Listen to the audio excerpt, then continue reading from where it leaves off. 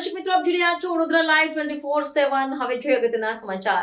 Vadodara railway DRM કચેરીના સફાઈ કર્મચારીઓએ પગાર મુદ્દે વિરોધ નોંધાવ્યો. વડોદરાના પ્રતાપનગર સ્થિત રેલવે ડીઆરએમ કચેરીના સફાઈ કર્મચારીઓએ પગાર સંબંધિત મુદ્દે અચોક્કસ મુદતની હડતાળ પાડીને વિરોધ પ્રદર્શિત કર્યો છે. નવા કોન્ટ્રાક્ટર દ્વારા નક્કી કરાયેલું વેતન જૂના કોન્ટ્રાક્ટર કરતાં ઓછું હોવાથી કર્મચારીઓએ આ પગલું ભર્યું છે. પોતાની માંગણીઓ સંતોષાય નહીં ત્યાં સુધી કામ પર પરત નહીં ફરવાની ચીમકી પણ તેમણે ઉચ્ચારી છે, જેના કારણે કચેરીની સફાઈ વ્યવસ્થા ખોરવાઈ છે.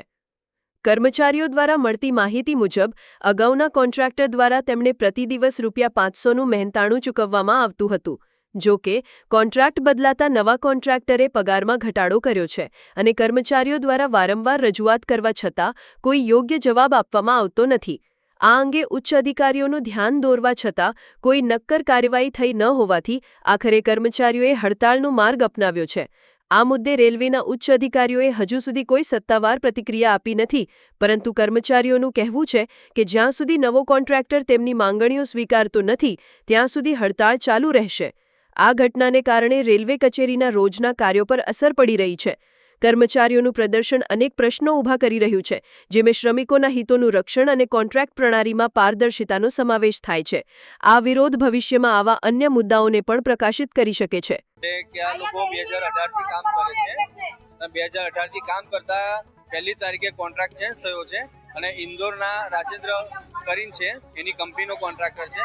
એ કોન્ટ્રાક્ટરે પેટા કોન્ટ્રાક્ટર પ્રવીણભાઈ કરીને લોકલ વ્યક્તિને આપ્યો છે અને એ વ્યક્તિ એવું કહે છે કે જૂના માણસો કુલ 16 જણ છે, સુપરવાઇઝરને ગણતા.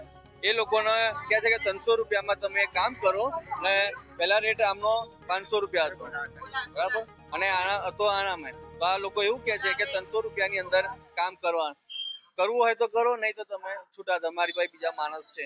તો આજે આટલા સમયથી કોરોના કાળમાં લોકો કામ કરી ચૂકેલા છે અને રાતે 12 વાગ્યા સુધી જીએમ, સીપીએમ જે બી મોટા અધિકારી આવે તો વર્કશોપની સફાઈ માટે એ લોકો રોકાય છે અને આજે એમની સાથે આવું વર્તન કરવામાં આવે છે. એટલે કોન્ટ્રાક્ટ પર કામ કરનાર વ્યક્તિની કોઈ એ જ નહીં. ગવર્મેન્ટ જે રેટ છે એ રેટ તો આપવો નથી, છતાં એમનું આ રીતે શોષણ કરવામાં આવે છે અને પોતાના હક માટે અવાજ ઉઠાવવામાં આવે છે. આ લોકો સાથે આવું છે, પણ કોઈ વ્યક્તિ આવીને અમારી સાથે એવી વાત નહીં કરી કે તમે એ કર્યો. જ્યારે અમે અહીંયા કહેવાય છે ત્યાં કહે છે કે ₹300 તમારે કામ કરવું હોય તો તમે કરો, નહીં તો તમે જઈ શકો છો.